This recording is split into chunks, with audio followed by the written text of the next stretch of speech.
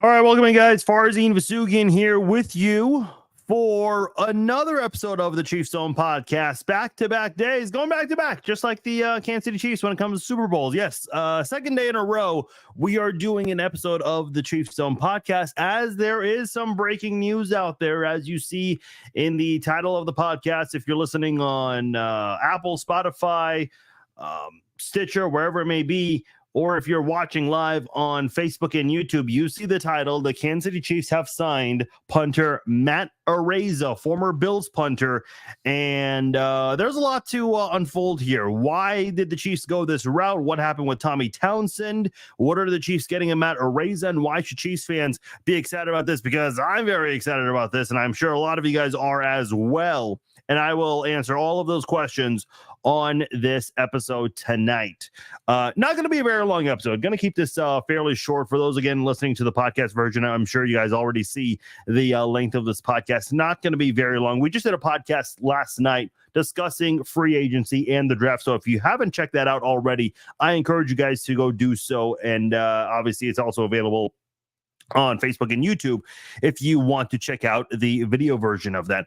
Before we start, I want to let you guys know this podcast is brought to you by SeatGeek. Football season may be over, but we still have a lot of other sports going on right now. The NFL, NHL, I'm sorry, not the NFL, NHL, NBA, college basketball, baseball season is starting up very soon. You want to go to a concert, whatever it is you want to attend, SeatGeek is the place to go. Go find your tickets from SeatGeek, and new customers can save $20 off their first purchase when they use a promo code FARZINE for their first purchase from SeatGeek. $20 off. Just go to SeatGeek.com, put in the promo code FARZINE, and you'll save $20 off your first time buying from SeatGeek. So again, $20 off. Use the promo code FARZINE, and you can attend your first event, saving $20. Can't beat that.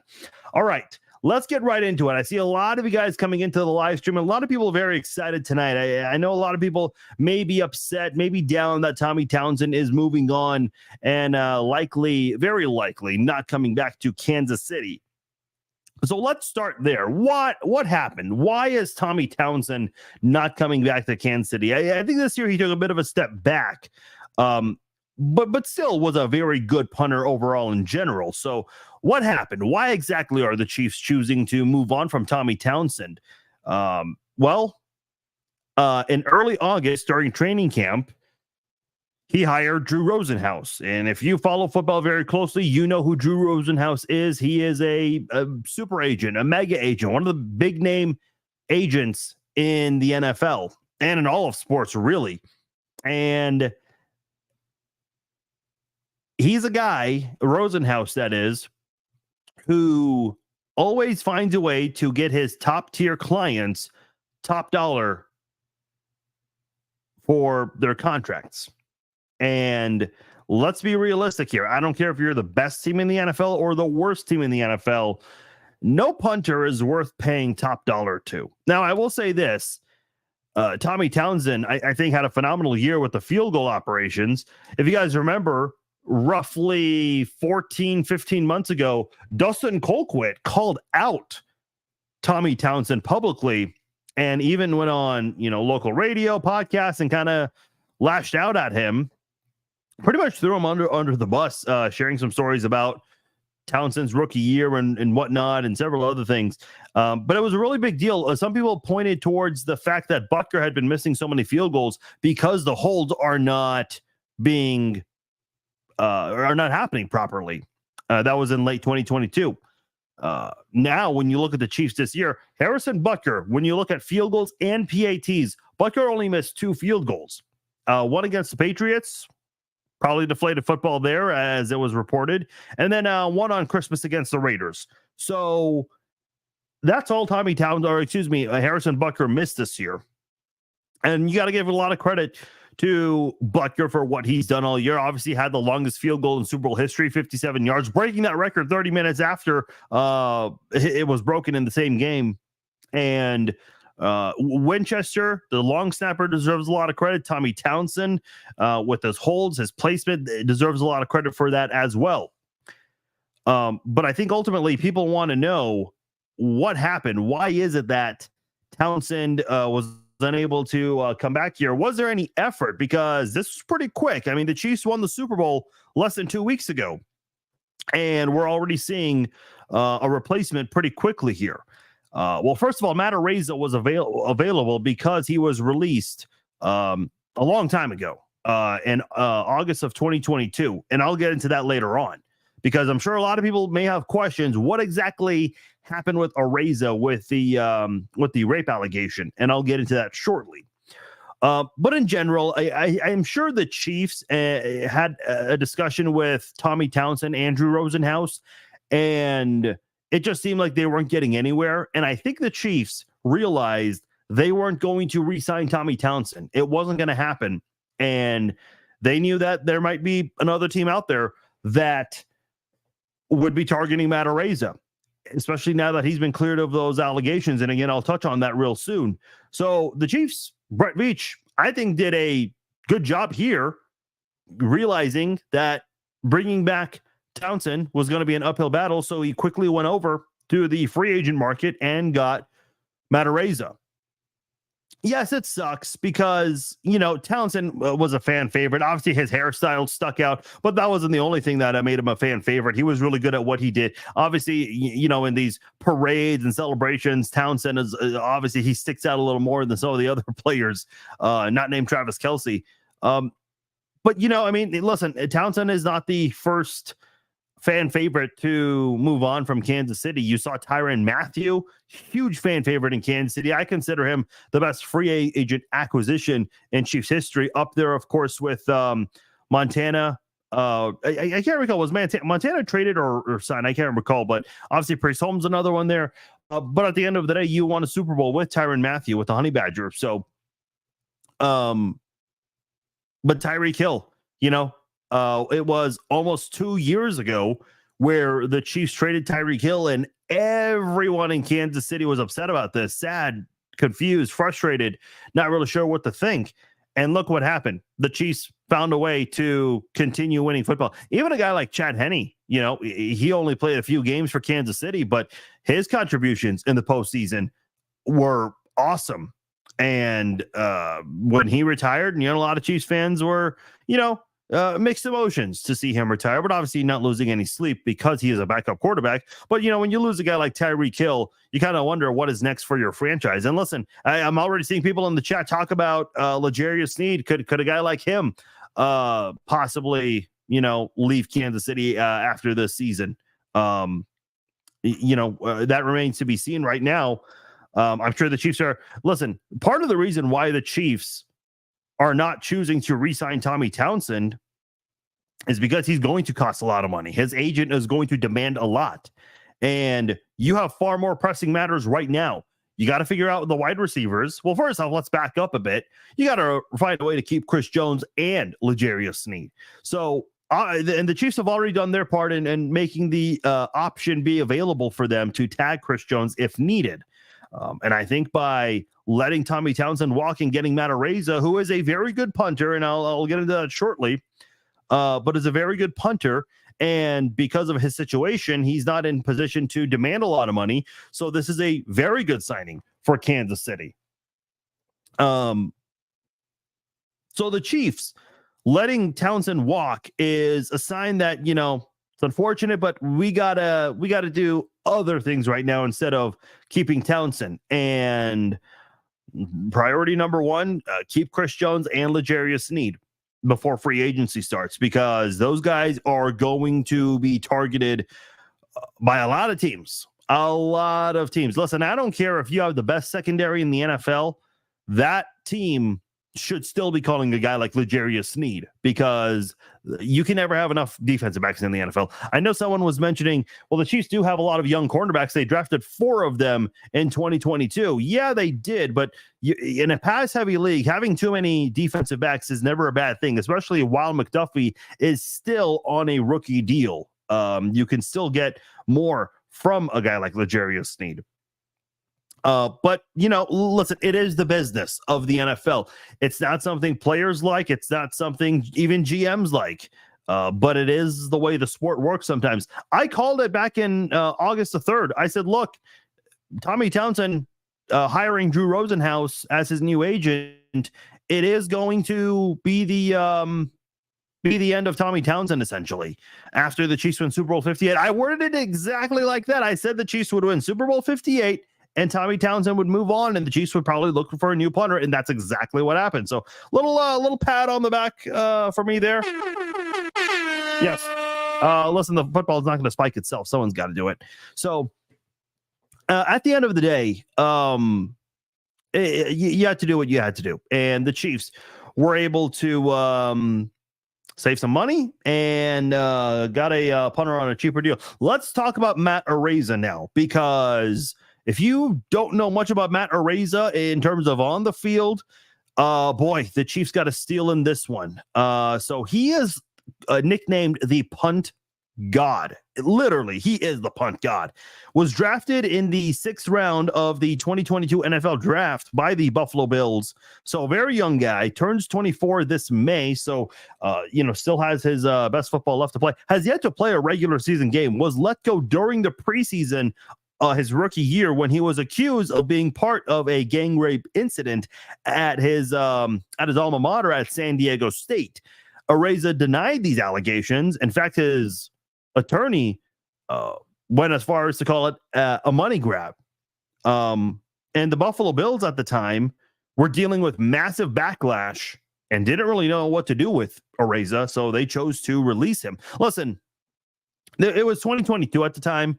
It's 2024 now. Not much has changed when it comes to how public relations department handled these things. I don't know what the right move would be to do there, because and obviously Araiza did not do anything wrong, and I'll explain all of that shortly, because he's been cleared of whatever he was accused of doing.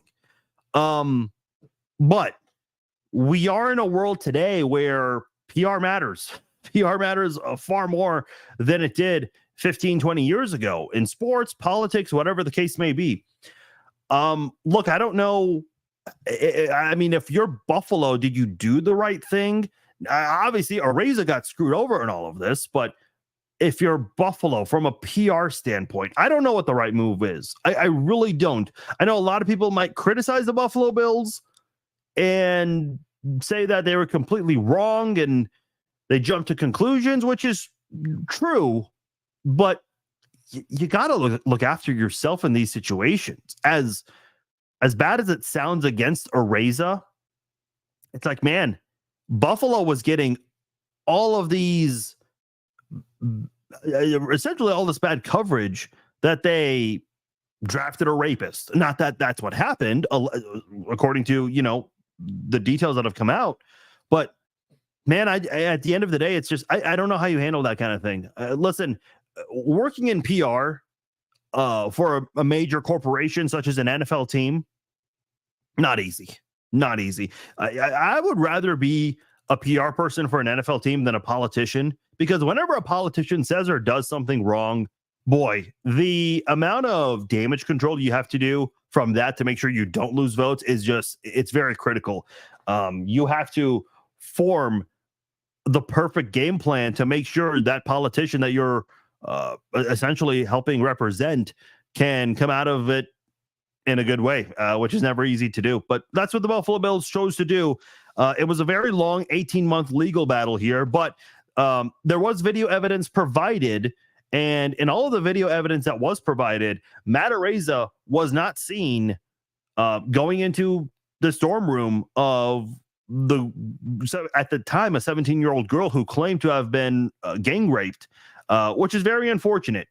This kind of thing, unfortunately, does happen on college campuses and even outside of college campuses. But Araiza, according to the evidence that was provided, did not take part in any of this. So eventually, the lawsuit against Araiza was dropped. And I believe Araiza, and don't quote me on this one, I believe he was also countersuing for defamation, because this did hurt his football career. He didn't play his rookie year. He didn't play this past year, which I don't know if it's considered his second year in the NFL or not, or how that stuff really works statistically speaking. But the guy was drafted in 2022, so 2 seasons of football unable for him to play because he was dealing with this legal matter. And this past December, he was able to get his name cleared up. All the legal lawsuits were dropped. Now, he does have an opportunity. He does have the option to file a lawsuit against the woman's attorney. Now, the woman's name is not out there publicly, but you guys all know how that part works.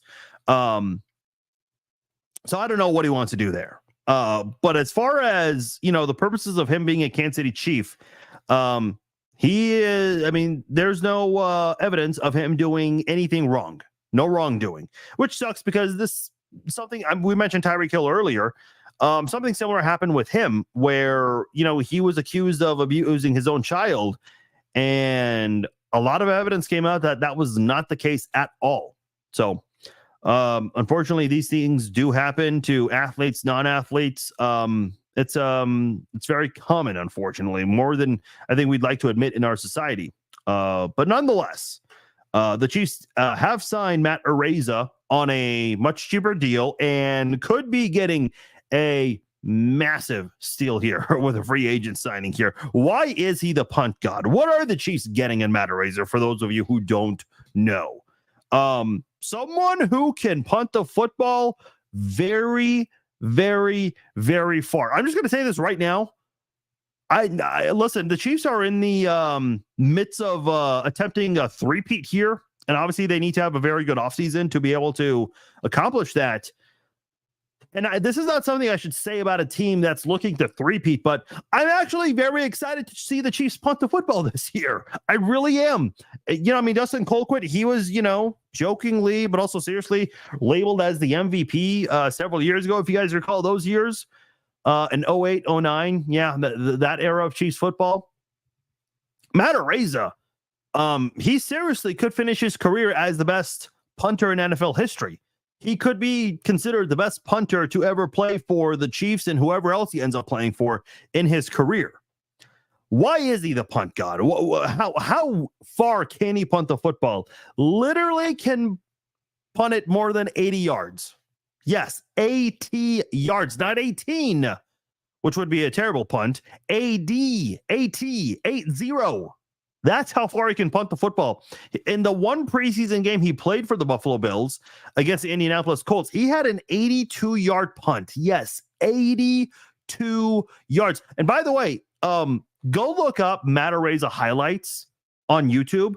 This guy is not only is he a great punter, he's actually a good defender, too. He's a good tackler. He actually is not afraid to go after return specialists. Now, maybe the Chiefs would advise him to not be as aggressive in that category because, as awesome as that is, NFL returners are a whole different animal, and you just don't want to ever injure yourself. I think Dustin Colquitt once hurt himself in 08, I think it was. Essentially, piggyback riding a return specialist for a few yards and ended up getting hurt and missed a few games. And when you have someone as talented as Araiza, you do not want to risk any injury with this guy whatsoever. He had a punt in college, kicking it from his own end zone right at the goal line. Obviously, that's not where the ball was snapped from. I'm talking about where he actually punted the football, where he gave the football the boot. And it went from the goal line all the way to the opposing team's 18-yard line. This guy can punt it from his own red zone and send the ball all the way to the opposing team's red zone. This is who the Chiefs are getting. I'm going to say it again. I'm actually excited. Even though the Chiefs are trying to three-peat, I kind of want to see some fourth downs this year because I want to see Matt Araiza punt the football. Now, physically speaking, and I don't have the answer to this, but what is it about this guy that makes him way better than all of the other punters ever in the history of the sport? I don't know. I'm sure he's had some great coaches growing up and all, and I'm sure he's worked very, very well, very hard, very smart on lower body exercises. I'm sure those all play a role in the fact that this guy can punt 80 freaking yards. So the Chiefs are getting a monster punter coming to Kansas City here. I'm excited. I really am. I think this is great. Now, here's the only concern I have with Araiza. Because what did I mention earlier? The field goal operations this year, way better than last year. With Butker missing some field goals last year, a lot of people blamed it on the hold from Townsend. Dustin Colquitt obviously had some things to say about that. Also, part of it, Butker was still recovering from that ankle injury he suffered in week 1 of the 2022 season. But this year alone, Butker made every single PAT and field goal with the exception of 2 in the regular season. And obviously, he broke the record for longest field goal in Super Bowl history. And he also now holds the NFL record for most field goals in a career in a Super Bowl, in Super Bowls altogether. So the Chiefs, and by the way, Butker, someone brought this to my attention asking if Butker is going to come back. Well, he is. He's actually under contract, but is in the final year. He's entering the final year of the deal he signed. So the Chiefs definitely have some things to consider. Now they still have some time, but it would not surprise me within the next 12 months if they extend Harrison Butker before the season even ends, because that's how important of a football player he is. If he's kicking this many field goals and is missing very few, you got to find a way to keep him. Harrison Butker has the second best field goal percentage in NFL history, right behind Justin Tucker. So, at the end of the day, you've got a great kicker in the NFL. You have a lot of great players at different positions, including special teams. And now there's a chance Kansas City in 2024, by the time the 2024 season is over, we might be able to say that the Chiefs have the best punter and the best kicker in the NFL. And by the way, usually when you say those kinds of things, that's usually because teams are not doing as good. This is a team that's on the on the verge of trying to three-peat. So at the end of the day, this is a football player that does a lot of good things with his leg. Sean's asking, where does Vinatieri sit on that list? Let me look that up. Field goal percentage, NFL history. Because I think Justin Tucker is at like a 90%. 90.183%. Harrison Butker at 89.14. So about 1.5% behind. Eddie Pinheiro at an 89% flat. Youngo Ku, about 88.5% there. Where's Vinatieri? Boy, man, Mike Vanderjagt is on here. I remember he was considered the most accurate kicker in NFL history. Where is Vinatieri? Surprisingly, not very. Oh, there he is. He is 32nd all time behind Chandler Catanzaro. You guys remember him? I think he played for the Cardinals, and he's right ahead of Nick Folk and also Graham Gano. If you guys remember those guys, well, Nick Folk and Graham Gano are still kicking in the NFL, but Catanzaro kicked from 2014 to 2018. Played for 4 different teams, surprisingly. Who did he play for? Okay, well, it says Arizona for 3 years, and then he played for the Jets 1 year, and then he played for the Panthers and Tampa Bay in his last year. Interesting. I thought he was somewhat of a solid kicker. I'm curious what happened to him. Kind of forgot about him. But anyway, neither here nor there. The Chiefs, they got a hell of a punter. I'm very excited. I'm actually excited to see the Chiefs punt this year. I'm actually very excited for that. Scott's asking, in my opinion, how many moves are we making free agency? Scott, we actually did like a full-blown podcast about that last night. So if you're on Facebook or YouTube, go check out last night's podcast. If you want to listen to the audio version, go look that up, because I do have all of that on there. And Gwen, you're also asking, who would I extend or sign? We didn't really talk about extending or signing a whole lot of guys in detail, but we did mention Chris Jones, Snead. Obviously, if there's a way you can do it, and trying to restructure some deals would make that happen. Trying to keep Drew Tranquil would be huge. I don't think the Chiefs can bring back Willie Gay, especially if you do find a way to keep Chris Jones and Snead. Keeping Gay would be an uphill battle. But on offense, I think the only guy I would want to see the Chiefs bring back that's without a contract is Jerick McKinnon. That's really it. So, yeah, I don't see the Chiefs trying to re-sign that many players. And I say that many, but the guys they want to re-sign are going to cost a lot. Jones and Snead. Whereas, Drew Tranquil, I think you can get him back on a solid deal. Same with Jerick McKinnon. Jerick McKinnon was on a very cheap deal last year, surprisingly. It wasn't really talked about a whole lot. So, yeah, that is that. And I'm sure we'll do a whole lot more offseason talk, free agency, re-signing, all that stuff as we go on. Do I think the Chiefs will have a three-peat Super Bowl wins? Tyler's asking. Yeah, I don't know. A year ago this time, I was very confident the Chiefs would win the Super Bowl. I even said so at the time. This year, I'm not really quite sure. I'm not ready to make that prediction yet, because in order for me to feel that way, I got to see what the Chiefs are going to do with the offseason. I can't say that for a fact right now. Yes, Glenn, Clyde Edwards-Helaire's contract is up, so the Chiefs do have a decision to make there. I thought he played better this year in his role situation as a backup. So we'll see what the Chiefs want to do there. But nonetheless, I'm going to go ahead and keep this short and sweet. Obviously, the Chiefs, big news today, signing Matt Araiza. And unfortunately, this does essentially spell the end of Tommy Townsend. I don't want to say 100%, but I think, 99.8% that he is on his way to hitting the free agent market. I'm glad people are still tuning in, Teresa. 100%. Obviously, I was not intending to do a podcast today because I did one last night.